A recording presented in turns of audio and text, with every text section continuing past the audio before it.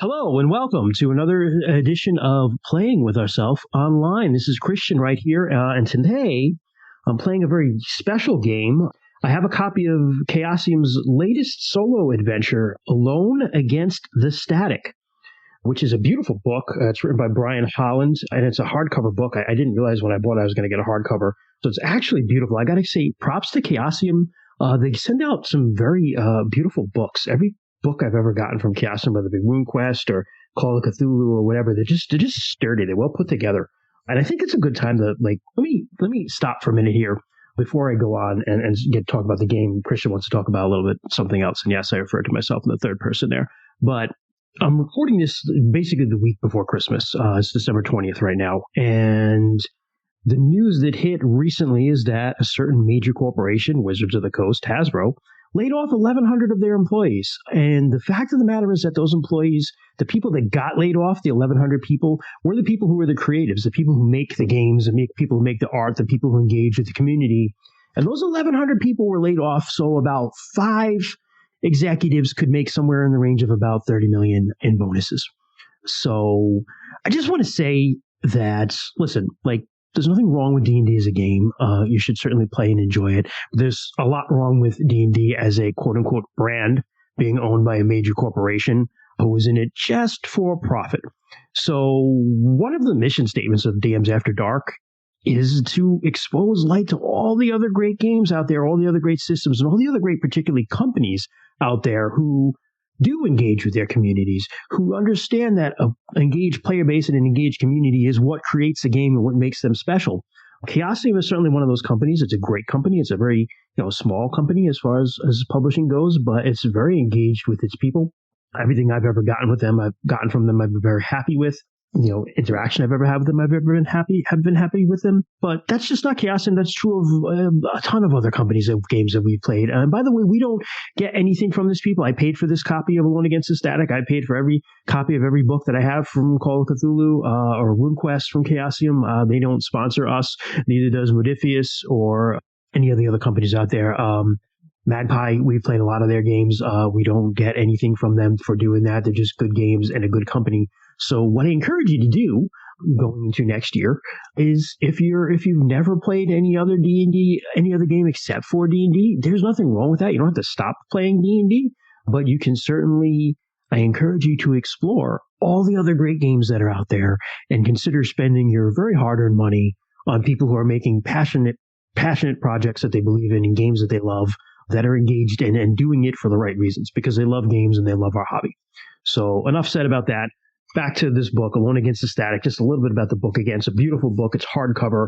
Something else that's awesome about Chaosium and almost every other publisher out there, when you buy the hardcover, you get a free PDF copy. Oh, and by the way, if you just buy the PDF copy, you get a discount if you decide to go back and buy the hardcover, so they don't jack you twice on the price. Oh, and by the way, if you buy that that hardcover from a friendly local game store who participates in their brick and mortar program, you still get a copy of the PDF. So again, companies that engage with the community, companies that understand that gaming stores are the lifeblood of our hobby, companies that are dedicated to making sure our hobby's around for a very long time and not just maximizing profit for next quarter for quote-unquote shareholders.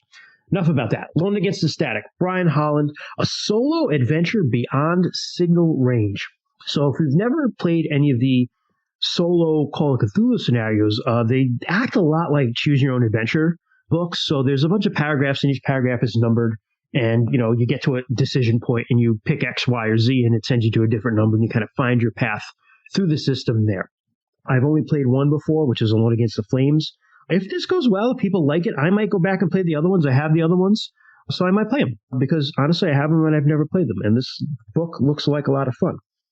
So Alone Against the Static is set in the 1990s and we have 2 characters. So like all good horror stories, we have a very small and contained environment. And we have 2 characters.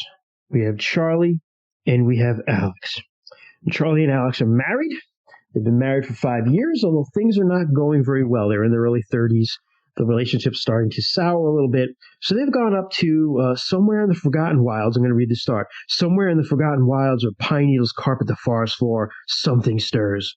Wind whips around the Black Hills, the place where bears, rabbits, and birds never visit. The trees of the surrounding forest shiver. Beneath the moist earth, something wakes. Shifting from beneath the soil, it erupts in silence from the ground. It emerges, reverberates through the wild. Far off, a wolf howls in mourning for what will soon pass. It pulls itself from the darkness. It breathes. It blinks. Dun, dun, dun. So that's a setup. We're in the Black Hills of South Dakota. We have Alex and Charlie. The good thing is you can choose to play either one of the couple. I've chosen to play Alex because she seems a little bit more of my vibe. She's a hopeless romantic, as listed on her character sheet, and that is believe it or not, a Christian trait. Don't tell anyone. So we're going to start. We're going to play Alex. And Charlie and Alex on their way to a remote cabin in South Dakota to try to revive their marriage. That's where we're going to start. So here we go. Number 2, I start. Oh, by the way, you get these excellent character sheets from Chaosium. There's one thing I forgot to do before that. They're pretty much all set, with the exception of, this is pretty common for pre-gens in any Call of Cthulhu scenario, their luck statistic is not filled out yet. So if you've never played Call of Cthulhu before, I'll walk us through it a little bit. It's a percentile system, very similar to RuneQuest, which I'm going to be rolling percentile dice. I'm going to be trying to get under my skill. And then if I get under half or under a fifth, good things, even better things happen to me. But luck and sanity are two very important statistics in Call of Cthulhu. Alex has a sanity of 50. So as she encounters things and bad things begin to happen, that's, kind of a mid sanity score. You can go ranges from 1 to 100, so it is a definition of mid. So, she can start wearing down pretty quickly here. But luck is something you can spend to make rolls or boost rolls. So there's no luck stat here. So I'm going to roll. I don't know, haven't read ahead, so I don't know if it's going to come into play. But you roll 3d6, multiply it by 5. So I haven't done that yet. So let's do that right now for my luck. 1, off to a great start. 3, so it's a 4. And 2 is a 6. 6 times 5 is 30. 30 luck is not that great. So also, Christian's vibe, Alex is not very lucky. So there we go. We've got Alex. She's from Deadwood, South Dakota. She lives in Pierre, South Dakota. She's married to Charlie. Been with Charlie for almost 5 years. Charlie seems less than happy. Charlie's brother Mark recommended going to this vacation cabin for some time alone. It worked for Mark and his wife Julie. Maybe it'll work for Alex and Charlie too. And she is a little rugged, a little scruffy. She's a hopeless romantic. She only believes in what she can see, so she's a little bit of a literalist. She loves Charlie despite everything. The meaningful location of her life is the restaurant that they went to on their first date, and one of her most treasured possessions is a love letter that Charlie wrote. So Alex is invested in keeping things going here. So let's see where things go. It's Call of Cthulhu, so I don't have a lot of high hopes for things. But let's see what happens. So, we get to number 2. Damn it, Charlie growls, struggling to fold an impractically large map over your car's steering wheel and avoid steering off-road into a tree at the same time. It's the 90s, we got maps. Can't you just let me hold the map, you ask? No, I can do this just fine, Charlie says, then slams on the brakes to round another tight bend. It is late afternoon in a rural back road deep within the Black Hills of South Dakota. The sun is high, but the air is cold. You've seen nothing but pine trees and 2 narrow winding lanes for over an hour. Your car's radio is getting weaker. It sputters out a Neil Diamond song, laced with static.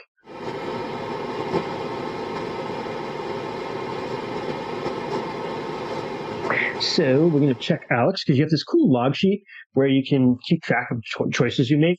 So I'm going to check Alex, because that says what to check. So I check Alex on the sheet, and it says to keep offering help, go to 7.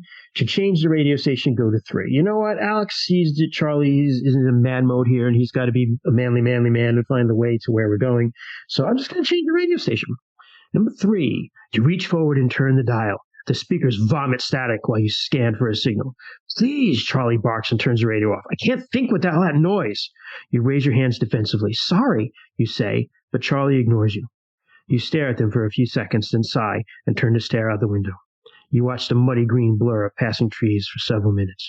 Finally, Charlie says. They jab a finger at the still tangled map. It's the next left.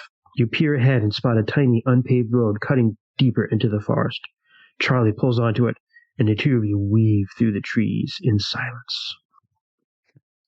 Make a psychology roll to gauge how Charlie is feeling. So, all right, our first roll. So psychology is something that Alex is actually very good at because she's a salesperson. That's her profession. So psychology, she has 45 skill in that. So I got to make a skill. And depending on whether I succeed or not, depends on what I do. So let's see if I succeed. 45 is what I'm looking for. Here I go. And I roll a 46. So, missed it by 1. And you know what? I could elect to push that roll, but I'm going to not do that. I'm just going to go to 8. Charlie's sulking. This vacation is turning out exactly like you thought it would. Charlie always insists on jiving, gets lost, and then refuses to ask for help. Typical. The weekend is shaping up to be a nightmare. Anyways, Charlie said, it's not far now. Charlie drives deeper into the forest. The little road you're on winds erratically, dipping up and down, and it weaves between hills. Above you, thick gray clouds obscure the sunlight. Soon, the sky gets lost in the branches of pine trees. You feel the cold seeping in from outside. Go to 5. After a few minutes, a few more turns, and a few miles traveled deeper into the forest, the sun sets.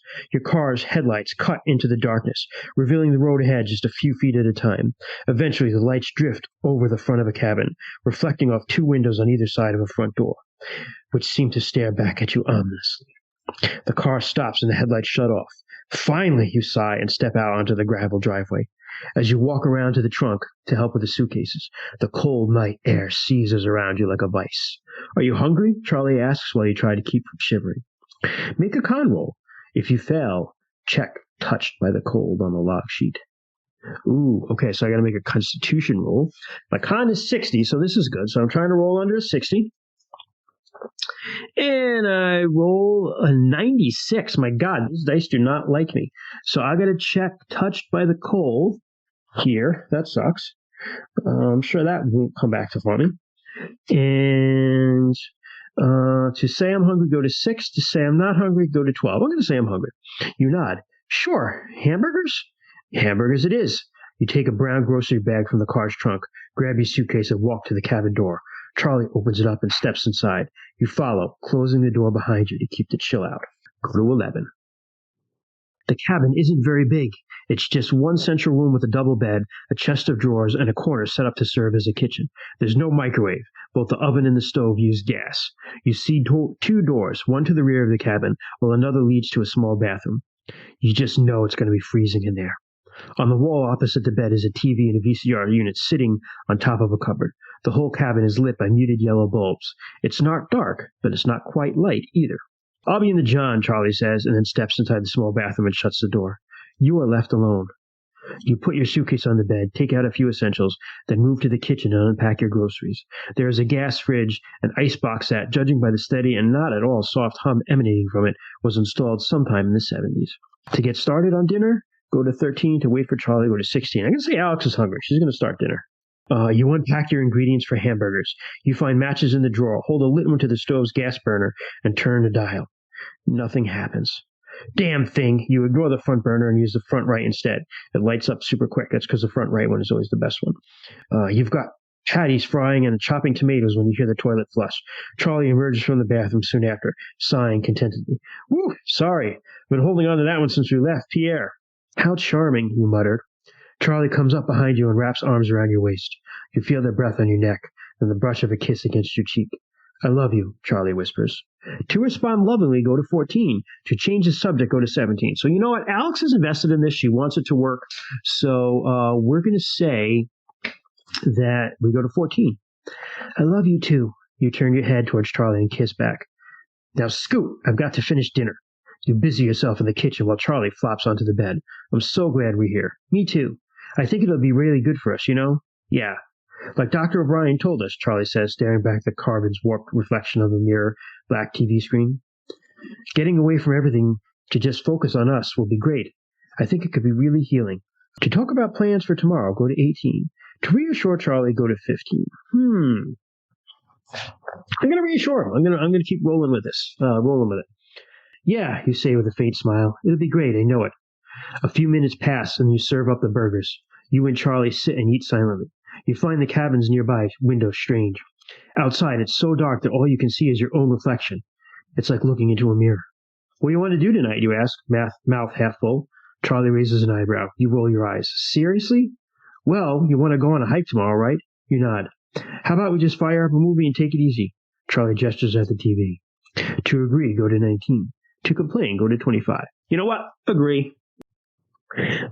Sure, you say. Charlie grins and takes the dishes and heads over to the sink to clean them. You walk over to the TV unit. It's a relatively cheap model from the late 80s, sitting on top of a dusty VCR player. You switch both on and open a cabinet beneath them, wondering what videos Charlie's brother and his wife left behind. Oh, God. He sure likes scary movies, you say, looking over the titles. 15 different tapes, and you're sure that covers pretty much every major slasher film of the last decade. God, none of this looks good.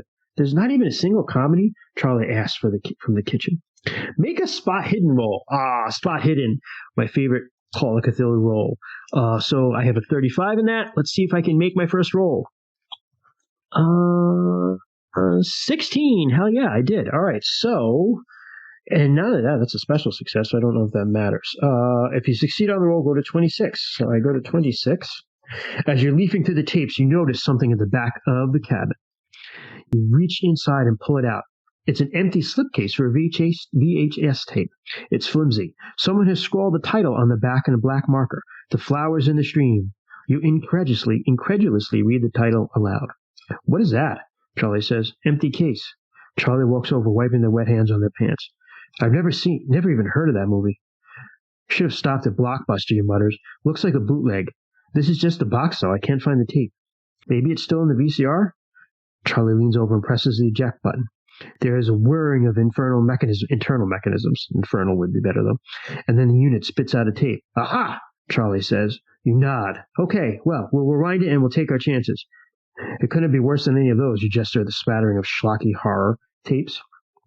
Tick The Flowers on the Stream on the log sheet. To change before the movie, go to 21. To lay on the bed and watch it now, go to 28. Oh, God. All right, so first of all, I got to check The Flowers in the Stream. So, check. Flowers in the Stream. So far, I've been touched by the cold. That sucks. And Flowers in the Stream. Now, do I get changed before the movie? To lay on the bed and watch it? You know what? I think Alex is going to get changed. They said they were going to just hang out tonight, so we're going to go 21. You grab the bag with one hand and head for the bathroom. I'll be right back, you say, and slip inside. It's even colder in the bathroom. You set the bag on the sink and blink at your reflection staring back at you from the nearby mirror. The door creeps open just a little. You sigh and push it closed again, but it doesn't take. You look closer and see a little latch at head height. The door obviously can't hold itself shut unless it's locked. You roll your eyes, ignore the door, and brush your teeth.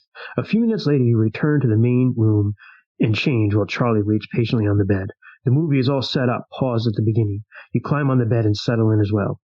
Ready for a random, hopefully not horror film? Charlie asks. Sure am. Start it up, you smile and slip under the blankets. Charlie presses play on the remote. Check tick occupied on the log sheet. Oh, God. So you're getting that Call of Cthulhu sense of dread already. Like, occupied. Why did they ask me if I change? Why? What's going to happen? Go to 22. When the film begins, the screen is black. There is faint music, but no opening credits. Then the screen cuts to a blurry footage of what was clearly recorded on a handheld camera. Is this Mark's home movies, you ask? Charlie laughs and reaches for the remote. Oh, wow, I'm sorry. Wait a second, that looks familiar, say, pointing at the TV. Charlie hesitates. On the screen, you see a wall of tall forest trees. Leaves and pine needles crunch under the feet of whoever's filming. The camera pans across the landscape, setting a blur of greens and browns. Suddenly you spot Mark's cabin standing alone in its little clearing, a dull red sedan parked out front. That's Julie's car, Charlie says. This must have been after their wedding. The camera is shaken. The wind rushes against the microphone, causing a brief flurry of hard scraping from the speakers. There's movement near the red car. A woman, Julie, is taking bags from the trunk. She's smiling. Yeah, Charlie says. This is at least 5-6 years ago. Julie turns as the cabin door opens. Mark steps out and walks over and takes one of the bags from her. They smile and exchange unheard words. You sit bolt upright. What the hell? What's wrong? It's only Mark. Yeah, so who's filming? Oh, shit. Charlie stammers and blinks. On the screen, Mark and Julie go inside and close the door behind them. The camera zooms in toward the window, where the picture is a grainy blur of colors. You see movement in the cabin. The camera zooms even closer. Then harsh wind picks up and howls through the speakers. The image smashes to a slurry of loud static. White noise booms in and out of the room. The sound drills into your skull. You feel like it's going to make your head explode. Wow. Damn, that was, it's funny. I was reading that. I didn't even notice Mark stepped out. Wow, that's creepy. Okay. Make a note of the entry. Make a note of this entry number. You may need to return to it. All right. So this is entry number 22. I'm just going to make a note of that. 22. And make a sanity roll. If you fail, lose 1 sanity and check unsettled on the log sheet. Youch. Okay, so here's a go. First sanity roll. I have a 50 sanity. I have to roll under 50 to keep my sanity and not be phased by this. And I roll a 97. So that's just awesome. So Alex is unsettled. So I got 49 sanity. For those of you keeping track at home, the horror has already begun. And I have to check unsettled. So I am unsettled. I think. And I have to cover years, go to 29. To scramble for the dial and turn it down, go to 23. Alex is a person of action. She's going to run and turn it down. You dart from the bed, grimacing at the ear-splitting noise. You switch the dial and kill the TV. Charlie is sitting on the bed with the hands clamped over their ears like a dope. Sorry, it's only a remote from the VCR. It has no volume control. What the hell was that? You ask angrily as you step away and slump back onto the bed. Charlie shrugs. I don't know. Mark and Julie came out here with someone else? Charlie laughs. I don't really want to think about what my brother and his wife might get up to when they're out here. Oh, God. It was one of those movies.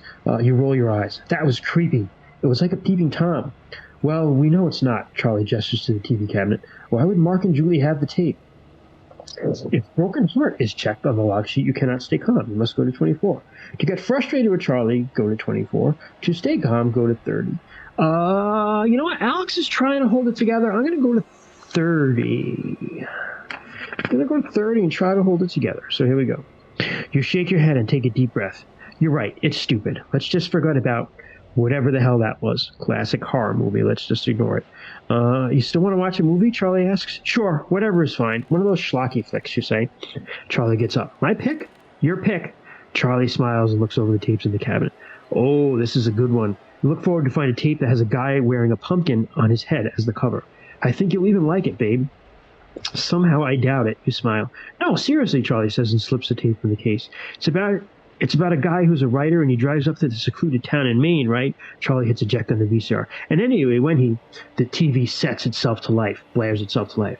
It bellows static through the cabin. Thunderous scraping and coughing bounces off the walls. You thrash and cover your ears. Charlie swears, but he can hardly hear it. The noise builds to a frenetic peak.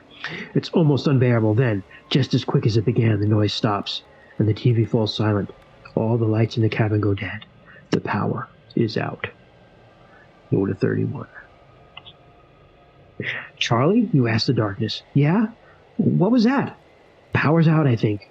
You hear scrambling in the darkness as Charlie shuffles along the floor, one hand touching the wall. They flick the light switch several times. I thought this place was on solar power. Well, I guess solar power still runs out. Is there a backup or anything? I don't know. I guess I'll have to head down the road and call Mark in the morning. I have to head into town and call Mark in the morning. I'm sorry. Okay. Oh, that's just great. You put your legs up to your chest. Okay, whatever. You're not used to this level of dark. The city doesn't get dark like this.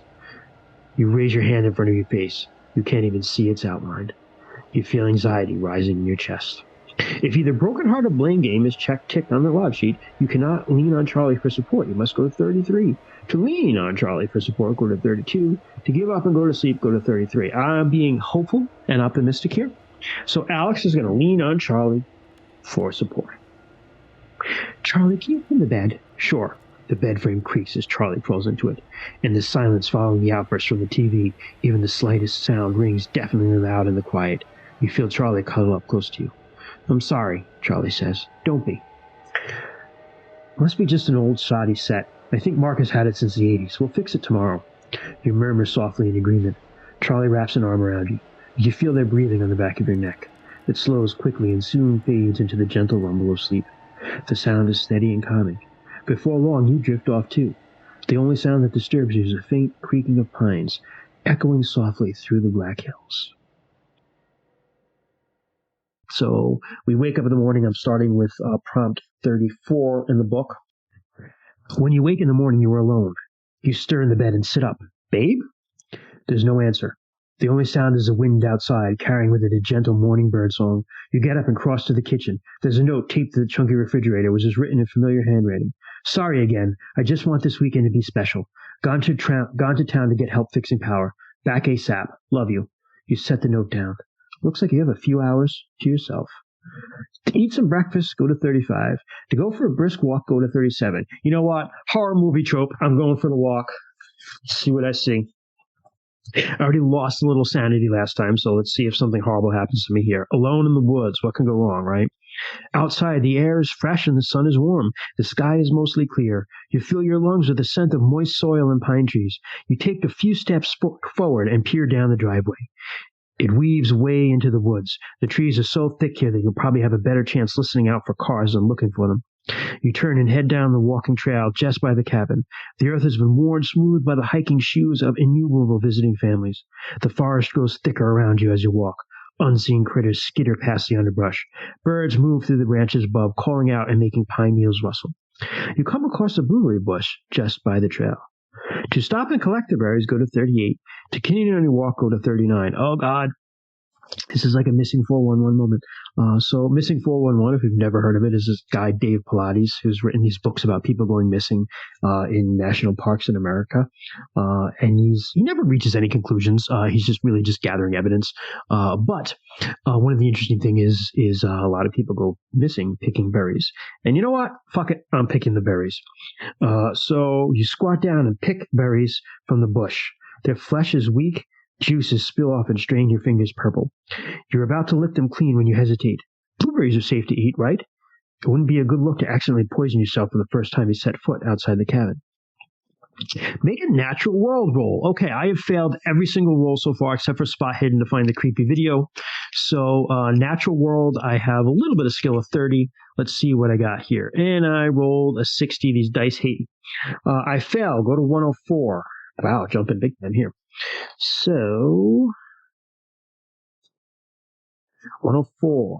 What could a few berries do? Plus, you're at least 90% sure you know what kind they are. You lick clean the residue on your fingers and pop a handful more into your mouth.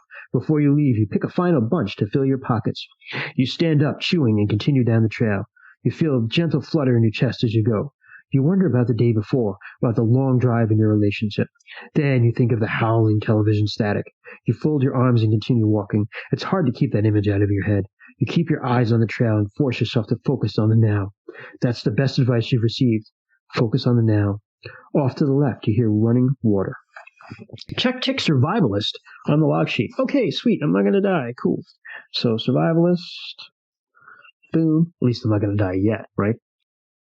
And to investigate the sound of the water, go to 44. To stick to the trail, go to 49. I ain't going to make every bad decision, so I'm going to go investigate the trail of water alone while nobody knows where I am. You step off the trail and stride through the forest towards the sound of running water. The ground is uneven, so you steady yourself on the trunks of nearby pines as you go. You walk for a little while until the sound of the water gets louder. You crest a small ridge and discover a bubbling stream just on the other side. The water is rushing downhill fast, headed south. It's clear and fresh. The trickling sound is melodic. Oh, shit. So here's where Flowers of the Stream comes into play. If Flowers of the Stream is ticked on the log sheet, this place reminds you of something you must go to. Oh, shit. Okay, so that's what I have to do. I have to go to 48. Don't get to make any other decisions. So that's what these log things do to you, man. So I'm reminded of something, and I have to go from the stream to whatever this is. 48, you flinch. The black marker label on the videotape that played just before the TV blew up jumps to your mind. The flowers in the stream. Looking at the stream, the flowers at its bank, the leaves drifting down in its current. The memory of screeching static rings in your ears. You lift your eyes from the water and look around you. There's nothing unusual here, just the trail at your back and the lonely pines, all along the length of the water. You are alone. 49.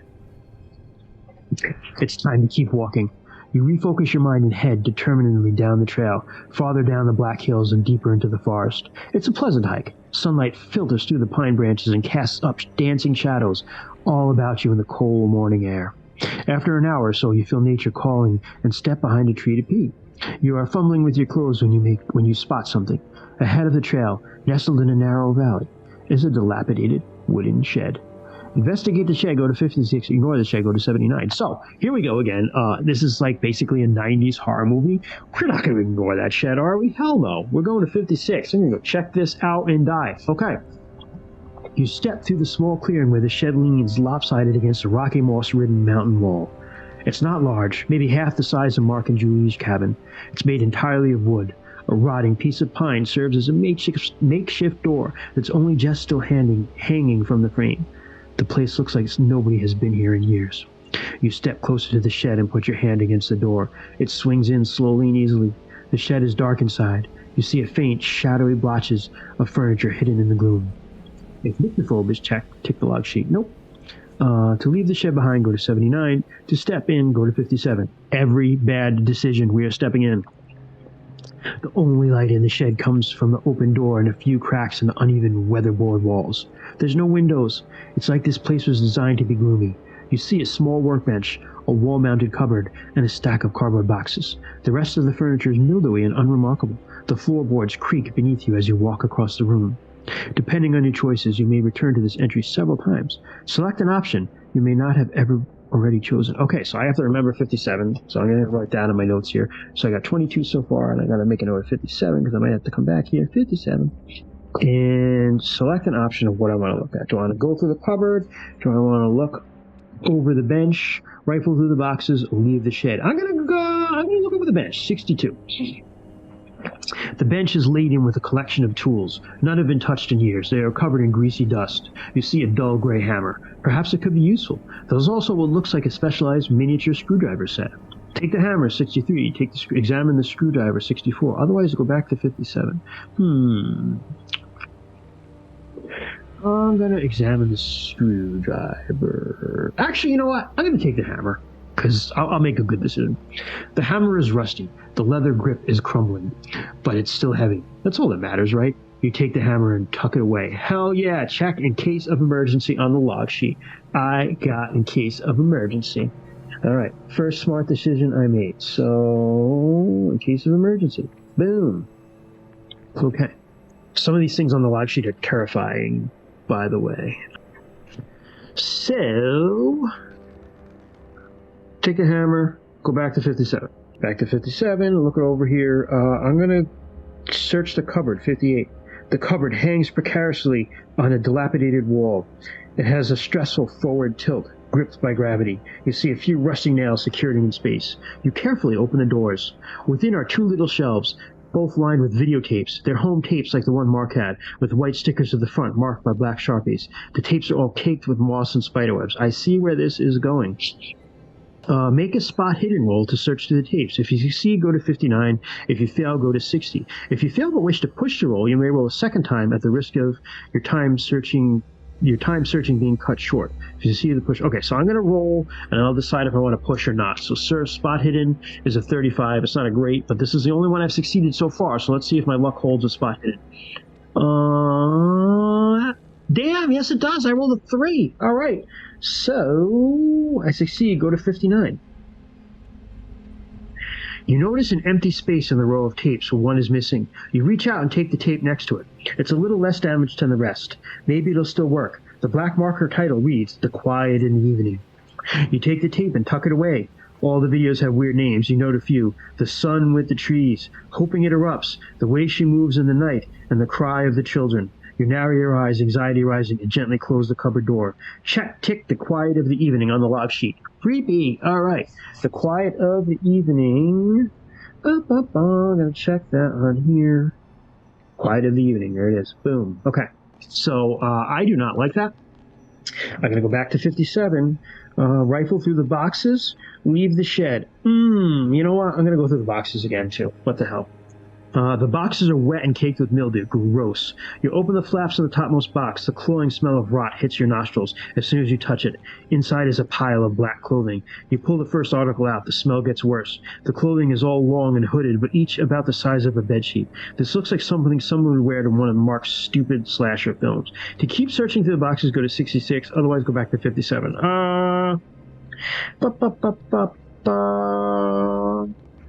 You know what? Fuck it. Bad decisions. You move the topmost box aside and open the next one down. This one is more successfully protected from the elements. Inside is a collection of dirty glass jars, a long dagger in a leather sheath, and a handheld camcorder. Okay, here we go. Here are the vibes. Depending on your choices, you may turn this into several times. Select an option you've not already chosen.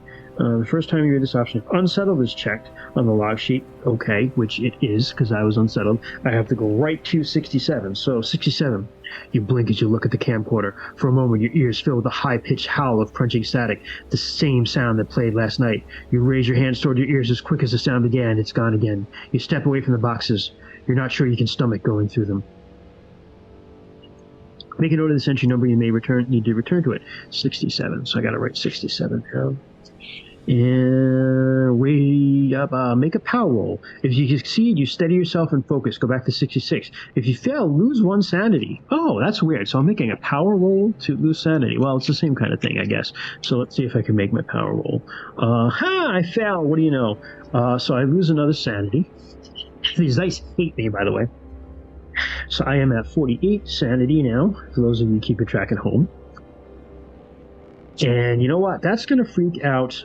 That's going to freak Alex out. So I'm going to go back to 57. And I'm going to boogie. I'm leaving the shed. I'm not looking at anything else in here. I'm getting the hell out. She did not like what she sees, but she did take the hammer, and she's leaving. So leave the shed and go to 79. It's too bad I couldn't go to 69. But 79. 79. Forget that. You've seen enough horror movies to steer well clear of abandoned little sheds found in the middle of the woods. You continue your hike for about half an hour, then turn and head back home. Go to 84. All right, she made it out. She lived. Go to 84. You press the rise that leads back to the cabin. The sun is high in the sky. It's late morning, soon to be afternoon. You sigh. There's no sign of the car, and therefore, you're probably still without power or your partner for now. You head inside. Everything is well lit by the late morning glow. You change out of your walking clothes and leave them on the bed, then head to the bathroom to shower. If occupied is ticked on the log sheet, you remember a minor detail. Go to 86. Wait, so is occupied? Hold on. Did I check occupied? I don't remember. Oh, crap, it is. All right, I don't remember where I got that from, but I checked occupied. So, occupied is checked. Go to 86. You close the door behind you and turn on the shower faucet. Oh, I forgot to hook the thing. Water cascades into the wafting tub below, filling the room with constant loud drizzle that's almost reminiscent of white noise. The pressure is lousy without power to the pump, but gravity does most of the work. Thank God the water heater is gas-powered. You pause, remembering that the bathroom door doesn't keep itself shut. You push it closed harder and pull the latch to secure it in place. You step in the shower and wash the morning hike away. To stay a while and enjoy the soak, go to 90. To shower quickly, go to 92. Pressure is lousy. It sounds like it would be a cold shower, so I think we're gonna go 92. We're gonna get the hell out of there. You get out of the shower and dry off. You step back into the cabin and decide to get dressed. To put on jeans and a t-shirt, check tick practical on the log sheet. To put on warm, soft track pants and a sweater, check tick comfortable on the log sheet. Oh, man. Oh, God. I feel like this is a very important thing. I'm going to go with practical. Jeans and a t-shirt. You know what? Jeans aren't like actually the best thing to wear out in the woods because if they get wet, the cotton takes a long time to dry from what I understand. But I'm still going to go with practical. Alex is thinking practical. So that's what we're going with. So either they go to 93. Freshly dressed, you feel renewed. Now, what to do with the afternoon while you wait for your partner to return? Hopefully they have a solution to the power problems. To make some food, go to 94. To search for flashlights and batteries so you have light for when it gets dark, go to 95. To try to restore the power yourself, go to 368. I'm going to go to 95. So, practical first. We need flashlights and maybe do the power. You know there was a heavy-duty flashlight in the car, but it's gone now. What do you have here in the cabin? Right now, when the sun goes down, you'll be left in the dark. Make a spot hidden roll. You see, go to, oh man, okay, so I'm going to have to make another spot hidden roll. This is the only roll I have succeeded in so far this game. Alex has pretty much been bad at everything else. So let's see what happens here. Let's see if my spot hidden, it does not. I rolled a 79, shit. So I can push this at the risk of an unfortunate accident. I have a 35. I do not have a particularly good chance. You know what? That's metagaming. Fuck it. I'm going to keep looking. I'm going to roll again. I'm pushing the roll. Let's see what happens. And 22. Hey, I'm glad I did. I succeeded. All right. So if you succeed on the push roll, go to 97. Hell yeah, 97. In the cupboard beneath the sink, you find a little plastic container with a mini flashlight in it. You switch it on. It works, but the beam is weak. The batteries are probably dying. You look for spares in the pantry, the bathroom, and in the bedside table. Eventually, your gaze settles on the TV cabinet. You cross the room to the television and perch on your knees in front of it. You open the cabinet and scan over the videotapes. You move some of them aside to look deeper into the cabinet. In the dark, right at the back, you find a blister pack of batteries. They must be kept here for remote control, but they fit the flashlight. Jackpot. You swipe the batteries out, the beam becomes stronger. Check. Fully charged. Boom. All right, so fully charged. I'm going to check. So what I'm checking here, you have this log sheet where you're checking different decisions that you make, because obviously they can impact decisions that you make in the future. And the cool thing is you can either erase what you made to replay this, or reprint it and do it with another one. Like you can play as Charlie, which is an entirely different story, or you can play as Alex again and make different decisions. Already I'm seeing there's a tremendous amount of replayability here. So if well-fed is ticked on the log sheet, you're bored, you must go to 108. To cook some food, go to 94. All right, so now battery secured, light is secured. I'm going to cook some food. You head to the kitchenette. You're glad the fridge and stove are powered by gas. You cook up a meal and enjoy it alone at the little dining table. Check well-fed. Oh no. Check well-fed. Okay. Oh God, I might not have. Shouldn't have possibly eaten those berries. If survival is checked on the log sheet, your stomach growls. You must go to 102. Man, okay. Oh God, I think something's going to happen here. Yep. After a few minutes, your stomach rumbles. You feel something rancid bubbling in your guts. You think back to the berries you ate in the forest and curse your adventurous appetite. You stand and head to the bathroom. You spend the better part of the next hour emptying your bladders. When you're done, return to the cabin. If fully charged or running on empty is ticked on the log sheet, you're bored. You must go to 108. Go look for a flash and a badge. All right, so I'm going to go to 108 because I'm bored now after horrendous diarrhea. Of course you would be bored after that, right? You can't think of anything else to do in the cabin, and restlessness is creeping in. For a while, you'll lie on the sofa and read an old beat-up paperback from a shelf in the corner. You think it's pretty good, but a little flowery and overwritten, not to mention how grating prose written in the second person can be. To make a listen roll, make a listen roll. Okay. Oh boy. Okay, listen. 50. All right, Alex is good at this, but that has not meant anything for me so far, so let's see if I succeed at a listen roll. 54. Damn it. Oh, man. I'm pushing that. All right, because I can. I'm pushing it at the risk of missing a critical detail. So I'm going to push that bad boy. See, here's where it's interesting, because I didn't bring in luck. Normally, I would be able to spend 4 luck to make that a success. And I don't see it mentioned here in the rules. But I know that I could do that. Oh, spending luck. Here we go. If you fail a roll, you may be able to spend luck or push to succeed. And you take your measure push. All right, so you know what? I only need to spend 4 luck to make that happen. I only have 30 luck, but I'm going to spend 4 of it to make that listen roll. So I'm down to 26 luck. But that's okay, because everything's going to be cool, right? Everything's going to be fine, and Alex is going to be fine, and she's going to be reunited with Charlie soon, and everything's going to be absolutely fine. So 26 luck. I spent 4 to make this rule. I missed that part. So in the front, but you can actually spend luck. So there we go. So I'm going to spend luck to make it. So I'm going to go to 110. You hear footsteps outside. They crunch on the gravel driveway. You sit up. You didn't hear a car approach. You stand up nervously and creep across to the window.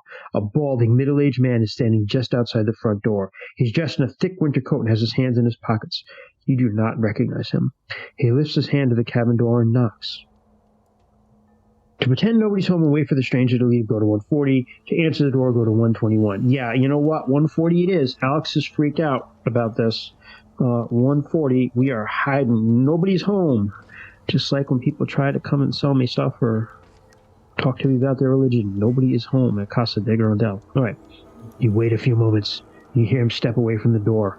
You move to the window and look out. You see him leaving. He doesn't head down the driveway. He takes the trail and heads into the forest, the same trail you went walking on earlier. To follow the stranger, go to 138. To close the door, make sure it's locked, go to 120. I'm not following some stranger out into the woods. We're going to go to 120. I'm going to, Make some good decisions for a change. You need to make sure the cabin's safe.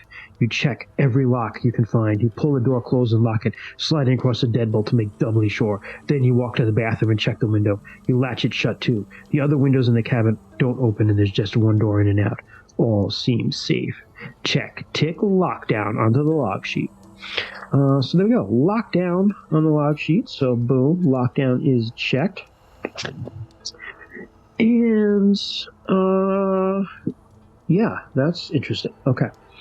Lockdown is checked, and I can go to 142. Here's my next thing. To settle in for the night. Man, Charlie is not back, and it's already dark. This sucks. So, 142. Things just start happening, I think, here with Alex alone in the woods at night. 142, it's dark. Clouds cover the sky, and the moon is hidden. You lay on top of the bed for a while, listening to the wind shaking in the branches and the pines all around.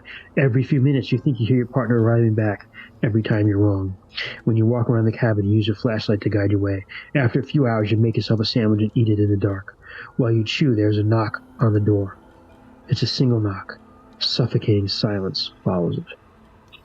To ignore the door knock, go to 183. To answer the door, go to 176. Fuck. All right.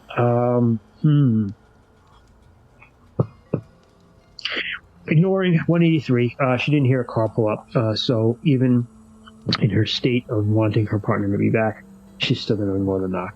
If it's Alex, he can open his mouth and say it's him. I mean, if it's Charlie.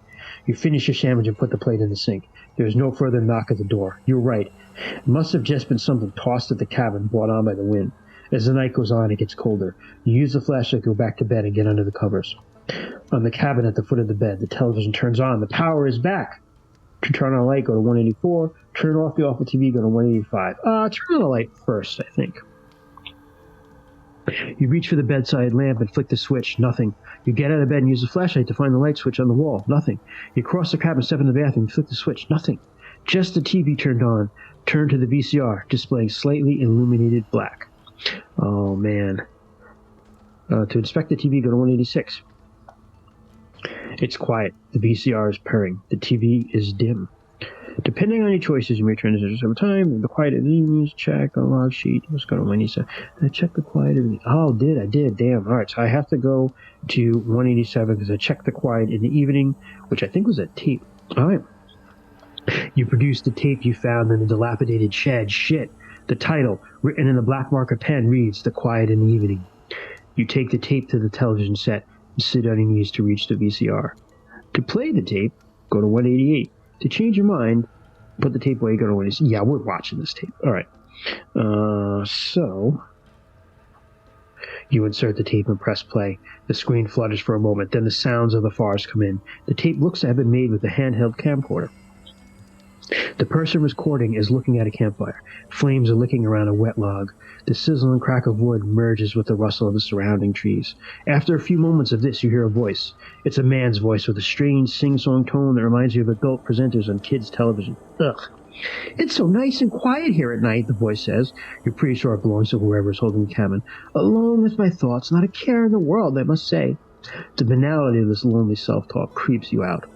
The camera jolts to the left. It is now centered on the tree line, right on the edge of the light from the fire where the forest plunges into darkness. Hello, the man says. There is nothing but the quiet crackling of the fire. Hello, he stands up. He walks closer to the forest. Is someone out there? Faintly, somewhere in the dark, you hear the muted sound of shouting. Well, what did you say? The cameraman calls. Again, the muted sounds of yelling. The cameraman stands, staring into the dark for a few moments longer. Then, hastily, he turns the camera down to face his boot-clad feet and strides back to his camp and crawls into his tent. Panting, he quickly zips the entrance flap up. The tape ends. To rewind the tape and raise the volume and try to hear the muted voice, go to 189. Eject the tape 186. 189! You rewind the tape, watching his image flash in reverse before you. Stop at the part where the man turns the camera towards the forest. Crank the volume to max. Hello? The man says. You hear a very quiet voice yelling out in the dark. Hello? He stands up and walks across to the forest. Is someone out there? Make a listen roll. I'm going to do that, and I'm probably going to push this one too. Listen. Boom. I got a 50, and listen, and I rolled a 64. God, I suck. So I'm pushing this. At the risk of hearing something you wish you had it, of course. This is a Call of Cthulhu, baby. Rolling it again. Listen. And that is a 46, so I succeed. I'm probably not going to be happy that I didn't. You strain your ears. The reply is faint, made in a haggard voice. It's eating me! What did you say?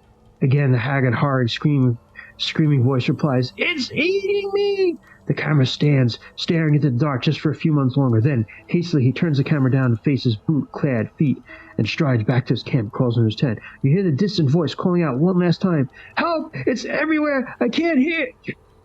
The tape ends. Make a sanity roll. Sanity roll. Oh, crap.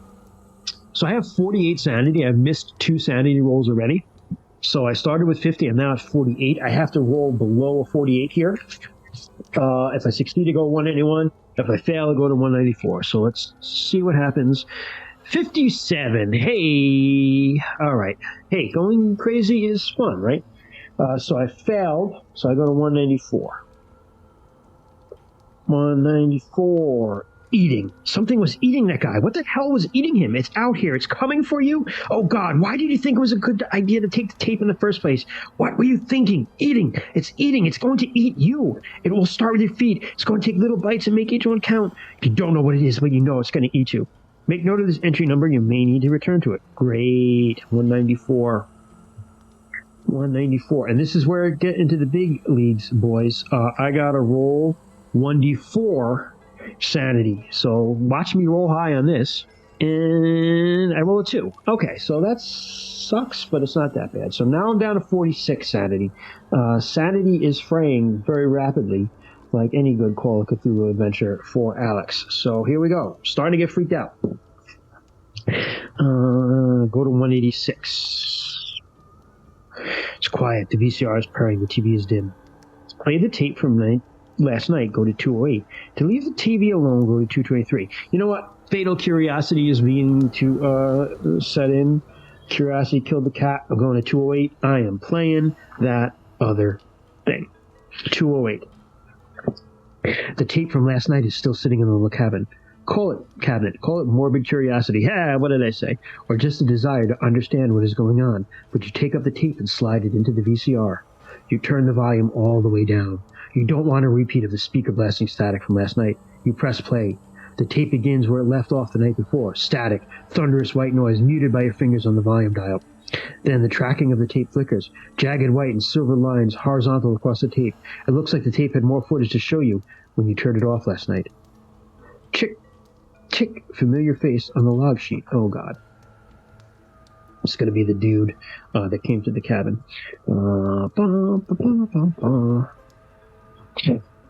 To adjust the tracking tape, VCR controls go to 222. To let the tape play, go to 209. Yeah, you know what? 209. You ignore the tracking, assuming it'll fix itself.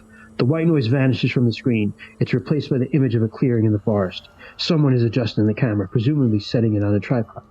The figure finally steps into view. It's just some guy. He's wearing a fluorescent hunting jacket and beanie.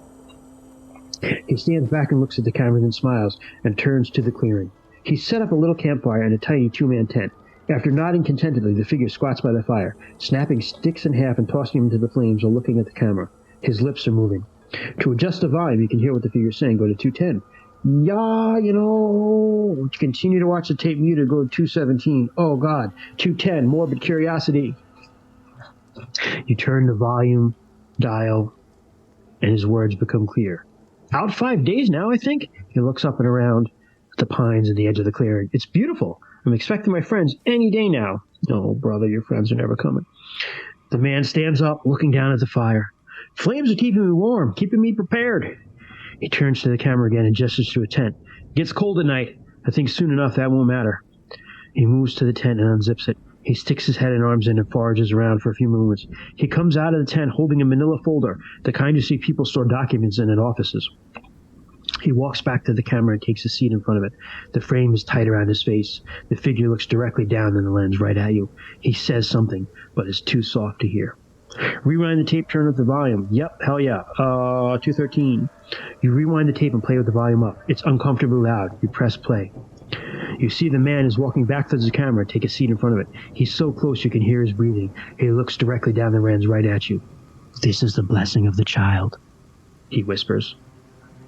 Now that he's up close, you notice something weird about his eyes. He has a little series of pustules sprouting around the rim of his eyelid, almost directly along the same spot where his eyelashes grow. Gross. They vary in size, but look sore, yellow, and wet.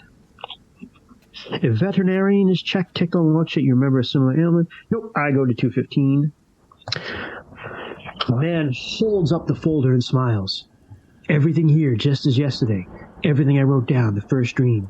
He puts the folder to his lap, out of sight, and looks down. You hear the folder open and the papers rustle. "I'll read it again. Words that came to me in my sleep." He whispers to the camera, proud, and gestures to the clearing behind him. Excuse me. "This exact spot. I saw it every night. Every single night." He's giddy now. He looks down at his papers and begins to read. It comes in the faces of those it has taken, those it has brought off into the fold. By the light of the sun it is hidden, clad in the skin of the familiar. He clears his throat and then continues. "By night it walks free, a student of the earth, a venom and a cure of the forest. Drawing from deep in the soil, these black hills are its flesh today. Every tree is a hair. Its followers are those dictated by the rule of time. Mikhail, Homer, Olivia, Darcy." He pauses there and points excitedly at the paper. "That's me," he adds, and then goes on reading. "Marcus, Charlie, Alex, Rachel, Isaac." Darcy pauses. He looks at the camera. "Charlie?" he asks. "Alex?" He leans in close to the camera, the entire screen now just his eye, ridden with pustules. "Charlie? Alex? Are you coming home?" The screen smashes to white noise and the room fills with crackling static. Make a sanity roll. All right, I got to make another sanity roll. Let's see what happens. 46. Got a beat. 44. Hey, unfazed. So I go to 214. You shove your fingers into your ears and smack the stop button on the VCR with your elbow. The cabin falls silent again. The television set sits there glowing quietly. You remove your hands from your ears, but your heart is still thundering in your chest. His words, how did he know those names? How did he know you? Go to 186. 186 is the VCR. I have done everything with this VCR. I am fucking done with it. To leave the TV alone, go to 223. So, yeah, more than enough of that. 223.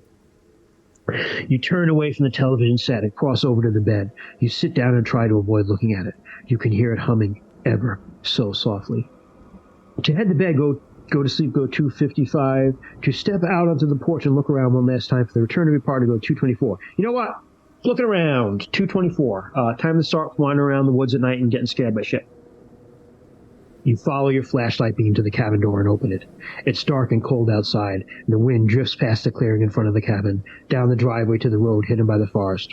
You shine the flashlight left and right. There's no sign of your partner. You are obviously being optimistic. If there are any cars out here, you'd hear them a mile out. Make a listen roll. So I have succeeded in very few rolls here. So listen is a 50% skill. It's a good one for Alex. Let's see how I do. 65. Fucking awesome. You fail. Go to 228. You hear nothing. You see nothing. Your partner hasn't made it back. Hopefully they're held up somewhere and will arrive at some point during the night. Still, you can't help but fear the worst. You go back inside and close the door behind you. A half second later, something slams against it. The collision is loud. The door shudders. You hear a roar of anger and the sound of fists beating against the wood. The wooden doorframe begins to splinter. Someone is screaming bloody murder and try to get inside. To try to secure the door, go to 237. To grab something to defend yourself with, go to 241. To try and hide, go to 239. You know what? 241, baby. Getting that hammer out. I'm going to beat the shit out of this guy. 241. You search around for something, anything to defend yourself. In case of emergencies, checked on the log sheet. You remember the heavy weapon you found. That is exactly what I'm going for. 244. You have a weapon. You hurry over to the pile of clothes you wore earlier in your jog, rummaging and draw out the moldy but still solid hammer you have found in the shed this morning. To wield the hammer, go to 249. Absolutely, I'm wielding the hammer like fucking Thor here. The hammer is well weighted in your hands. You slap it against your palm, walk forward, and make your stand by the front door. After just a few seconds, it bursts open, and the stranger steps inside. He charges right at you. Check tick blunt force trauma, because that's about to be what I inflict on this gentleman. So blunt force trauma, I am going to give this gentleman a concussion. Go to 259. He'll beat you about your fucking head, bro. The stranger is bigger than you. He is crazed, wild, and violent. He thrashes with empty hands in the air around him as he comes in the room in large, rapid strikes. Close strides, closing the distance. Try to get out of the way, go 262. To attack him, go to 260. Yeah, fuck this dude. He's getting attacked. You lash out to the stranger. Castle doctrine, bitches. Make a fighting brawl roll. Okay, if red-handed is checked, I do not, so make a brawl roll. I am good at this. 55, please succeed. Hey, 52, I succeed. So, 261. The stranger is deranged and dangerous, but you're strong, skillful, lucky, or a combination of all three. You land a solid strike. If blunt force trauma is ticked, go to the log sheet. You must go to 268. 268. Your hammer thuds into the stranger's face with a thickening crunch. He crawls like a top and crumbles into a heap. You see a spray of blood and teeth that clatter on the ground just after he does. Fuck this guy. The strange groans. Murderer, he mumbles through his shattered drawer. You dared to threaten the child. You will pay. Before you can respond, he starts to rise unsteadily to his feet. You can see his madness plainly in the way he glares. This guy is hurt, but he's not going to stop. You're pretty sure if he shot him, he'd still somehow keep coming. The endless, implacable rage burning in his eyes is terrifying to behold. You let the hammer drop from your grip. What? No! There's no way you are going to give up an opportunity like this. While the stranger is wounded and unsteady, you spin around and sprint through the open cabin door. He howls in rage, go quieter as you tear off into the woods. All right, I mean, that's very 90s. But she should have finished them off. All right, so 298 I got to go to. 298. Getting in the shit now, bros. You dash out into the night, running as far and as fast as your body can manage. The cold air burns your lungs. The surrounding trees sound alien as they rustle, making you all the more terrified. Every few minutes you emerge from the trees to a section of dirt road. You keep praying you'll see your partner's car arriving, but deep in your soul you know it won't come. After almost an hour of mad flight, you come to a crossroads. You recognize it from your journey up to the cabin. You're not sure which direction leads to the highway and which leads deeper into the woods. The forest feels inescapable. I love this so much. Okay, make a navigation roll. This is awesome. I love the vibes of this. Make a navigation roll if you succeed. All right, so navigate, 40, not particularly great. Dice have not been kind to me. Let's see what happens. Hey, I rolled a 6, so I succeed. So the dice have maybe gotten in my favor. Maybe I'll even live. If I succeed, go to 299.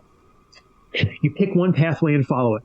Even after hurrying on for what feels like ages, you can't tell if you made the right call. The flashlight you carry is the only way you can see your surroundings. The only thing you can tell is that the forest is quieter here. Eventually, you start to tire. You're also getting seriously cold. You lean against a tree to catch your breath. If well rested is checked on log sheet, your previous rest bolsters your strength. Nope, I gotta go 301. I did not have I have well fed, not well rested. Shit. All right. 301. You try to catch your breath, but it doesn't seem to work. Your hand slides down to the base of the tree and you collapse down against its roots. You suck air over and over. Your lungs feel icy. Despite the horrible situation you find yourself in, your eyelids feel heavy. Oh, God. You're not sure how long you wait, but it is some time until you feel as though you can get back on your feet.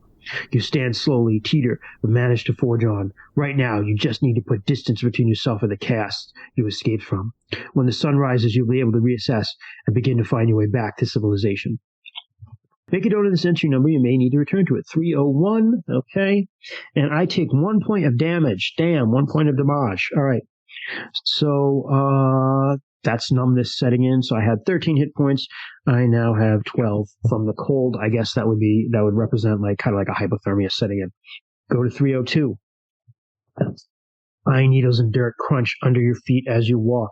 You make progress, but with every step you feel yourself growing wearier. You need to find somewhere to rest. Maybe some high ground would be good? Or should you look for a grotto? Anywhere sheltered would be best, right? Just as you spot a cluster of trees where it looks like you'll be able to rest and stay dry, you hear a faint hiss behind you. What was it? Static? Was the sound static? Adrenaline surges to your system. To investigate the sound, 303. To run like hell, 308. You know what? Alex isn't running like hell mode, so I'm going to run like hell. No. You don't stop to think. You take off at a sprint and race into the forest. You resist the urge to call out for help because you know that none is coming. Ahead of you, moonlight just barely reveals a jagged pathway littered with sharp rocks and treacherous tree roots. You try your best to avoid them. If running on empty is checked, your flashlight falters. If fully charged is ticked, It remains lit. Go to 323. All right, 323. Oh man, there's some great artwork, I gotta say. The page 81, there's a full page art piece here that's just absolutely gorgeous. 323, I don't want to mention it because spoilers, but 323. The fully charged is ticked on the log sheet. It remains lit and you must go to 323. Without light to guide your path... Oh, I see. Okay, I read ahead and didn't understand. Without light to guide your path, you'd almost certainly break your neck running over uneven ground ahead. You silently thank your lucky stars as you stop to add extra batteries to your flashlight. You dodge between the hazards and leave the sound of static behind you. After a minute or so of mad dashing, you can hear nothing but the rustling of forest pines. Just as you're about to stop to catch your breath, you suddenly break through the trees and emerge, blinking into a moonlit clearing. Without the pine trees hiding the light, you can see much more clearly here. The clearing you've wandered into isn't very large, but somebody has still set up inside it. You see a small tent next to a dormant fire pit. Maybe you found help. If familiar face or wrong turn is checked on the logbook, you recognize the cam book, you must go to 266. Okay, so 266, I recognize it, familiar face. So 266, man, this is not going to be good, I don't think. Because this is that campfire from the video. A sense of deja vu washes over you. The campsite, it's the same one. You hear a rustling from inside the tent. Your noisy arrival woke up whoever's inside. A sing-song voice calls out, "Hello?" Your stomach sinks. You recognize that voice. The tent flap unzips and the same man steps out. He's even wearing the same clothes. He looks towards you, hesitates, then nods. You notice that his eyes show no sign of surprise. To respond to the man politely, go to 335. To respond to the man aggressively, go to 286. So this is an interesting choice here. So this is where some role-playing comes in. The intelligent thing would be to probably respond politely and, kind of like bluff your way to the situation. But Alex is freaked out. I've lost a lot of sanity here, relatively. I've lost 4 points of sanity in a relatively short period of time. I want to freak the fuck out on this guy. So 286. What the hell is going on? Please stop. Calm down, the man says, holding his hands up defensive. Please. Screw you. Tell me who the hell you are. He pauses and licks his lips. I'm the one who can hear it. What the hell does that even mean? The child. It speaks to me. You better start talking some goddamn sense. The child of the forest. When it weeps, it sounds like static. You fall silent. The man smiles, nodding. You've heard it too, haven't you? You hesitate. If Alex is checked, Alex has heard the static. Go to 336. I'm going to 336. Alex has heard the static. I gotta tell you, there's some not hopeful artwork here. So I gotta go to 336. Alex has heard the static. Alex, he says. You freeze. How do you know who I am? The child told me. It just wants a family, Alex. That's what we can give it. That voice in the static? The child, yes.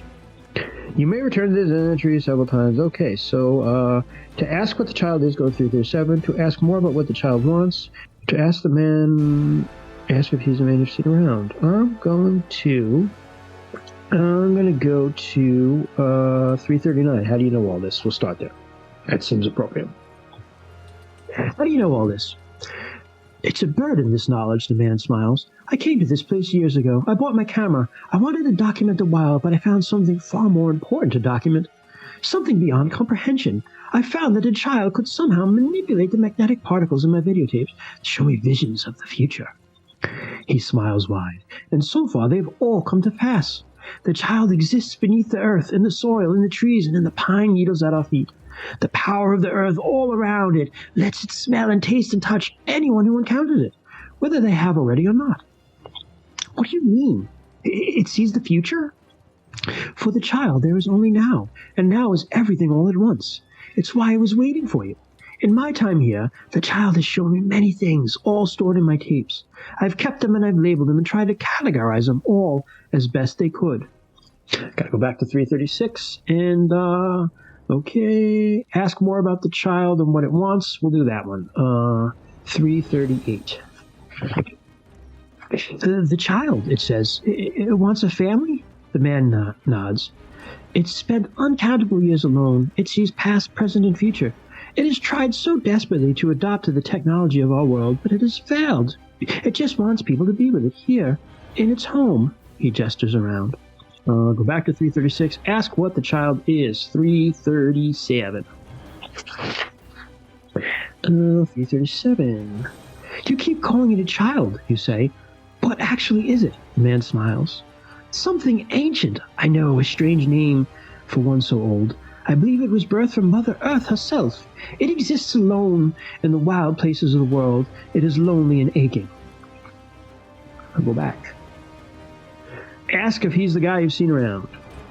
You're the guy I've seen around? It may have been me, or rather, a version of me. I'm sorry, I'm switching. I remembered he had like a Texas accent, now I'm going back to it. It may have been me, or maybe a version of me. What? I've given myself to the child. I'm its family now. If it wishes, the child can take my form. Indeed, the child takes many forms. Those are its victims, past, future.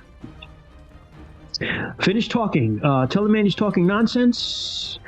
Ask him how you can safely leave. I'm going to ask that. I'm going to guess there is no way to do that, but let's see. How can I get out of here? You mean leave? Yeah, I want to get out of here and go home. I never wanted to come back here, ever. The man shakes his head. I'm afraid it's too late for any of that. The child has chosen you. It awaited your arrival for so long. You shake your head. I don't care. I'm not staying. You turn and make to run, just as a familiar voice rings out. Wait! If Alice is checked, you recognize Charlie's voice. Fuck. All right, go to 342. You spin away from the man. There, standing at the edge of the clearing, is Charlie. Their clothes are flaked with mud and dirt. There are twigs caught in their hair, but they're here. They're alive. They're smiling at you. Yeah, right. Honey, they say. It's okay. To run the Charlie with open arms, 343. Hesitate, 351. Hesitate. Giving them the hezzy. All right. Something in the base of your consciousness is sounding a terrible alarm, but another equally strong part of you is telling you to run over and embrace the person you love. If broken heart is checked, ticked on the log sheet, the voice telling you to stay isn't loud enough. To flee the clearing, go to 10. To run to Charlie, go to 343. I guess I have to run to Charlie. Fuck! Why did I try to resolve things earlier? Why did it have to be hopeless romantic? So I go to 343. You dash across the clearing and cling to Charlie. Oh my God, I've been so worried. You hold him close to you. Go to 352. Charlie hugs you back. I know you have. Don't worry. Everything's going to be okay now. We're all together now.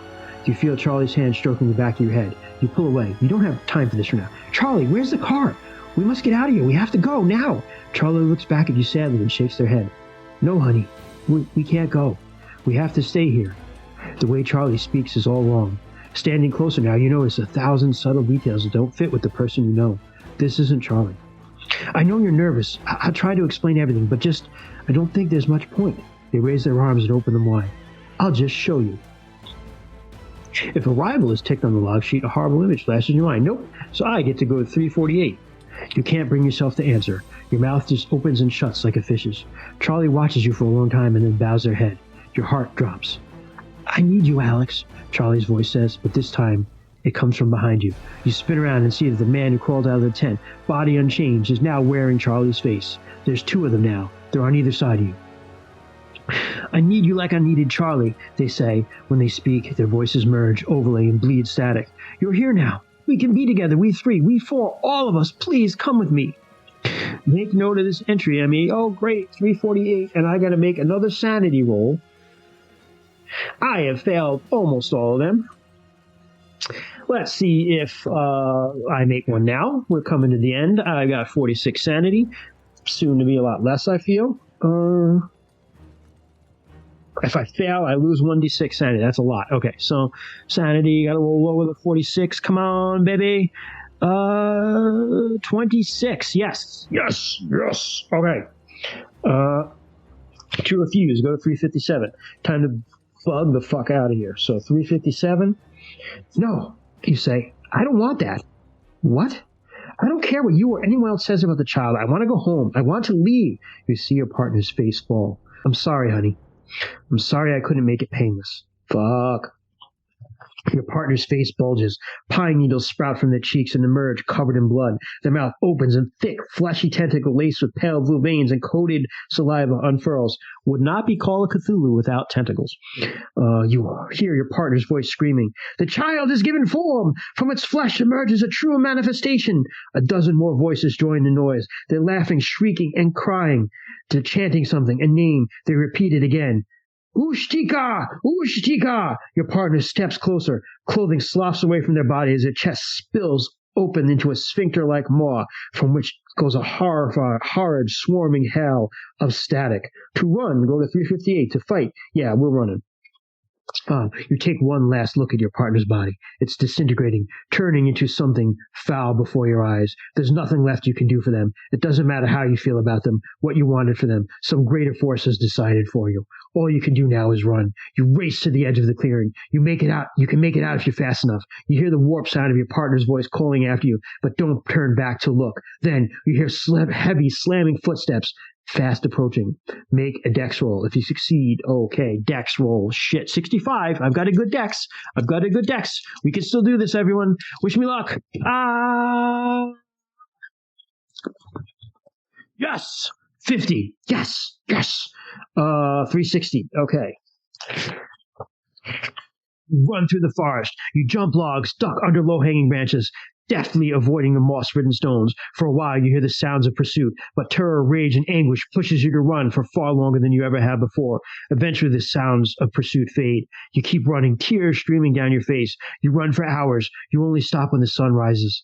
With the light of the new day, you find your way through the trees back to a main road. You walk, haggard, for hours. Sometime in the mid-afternoon, when the autumn sun is beginning to dip, you're picked up by a passing trucker. He stares at you curiously and asks repeatedly if you are all right. You never answer him. You ask to be dropped in the center of town, but he drops you at the police station. Doesn't matter. It'll do. You head inside. Days pass in a blur of hospital visits, police reports, and soul-sucking interviews with smiling psychologists who assure you they're only there to help. The search teams go into the Black Hills to try to find your partner. They don't find anyone, but you never really thought they would. They do eventually find your car. Even though it has your license plate, the searchers say it can't have been the same vehicle. It was rusted, covered in moss, looked as though it had been abandoned in the forest for years. You find no reprieve even in rest. When you sleep, you dream only of the forest, the lonely trees, the wet soil, and the endless night sky. But there's a strange, budding warmth in your belly that makes everything seem fine. Somewhere out there is screaming, a chanting, the wind that unsettles the trees, the breeze that makes the pine needles dance across the forest floor. Then there's the static, a cacophony of sound running together, blending to create a long, all-encompassing drone. It fills your head, your very being. The static is all. Then suddenly, the warmth within your stomach explodes. Your flesh tears. Yet there's no pain or blood. You watch in horror as gnarled branches of some ancient tree emerge from your stomach. All the while, twisted roots encircle your bones, crushing and cracking them. You try to scream, but only static emerges. As the static fills you, everything around you, the last thing you are aware of is the endless sea of stars above you, the cold stars. Then, darkness. Go to 354. The darkness lifts. The light of dawn brings you wake. You don't recall how much time has passed. It might have been years later, or could have been years earlier. Somewhere in the forgotten wild you stir. You see the ancient forest around you. The pine needles feel like carpet on the ground. It's all warm and familiar. The wind flutters through the Black Hills to a place where no bears, rabbits, or birds ever tread. Trees shiver in the final moments of summer, and beneath the moist earth, you shift. Dead branches and fresh soil fall away from you as you emerge. Human again, you rise from the damp earth and breathe. You blink and hear the call of your master. The child awaits you. You have successfully completed the story and have been reborn to serve the child, as you will be again and again and again for all eternity. The end. That has been Alone Against the Static, a solo 90s adventure beyond signal range.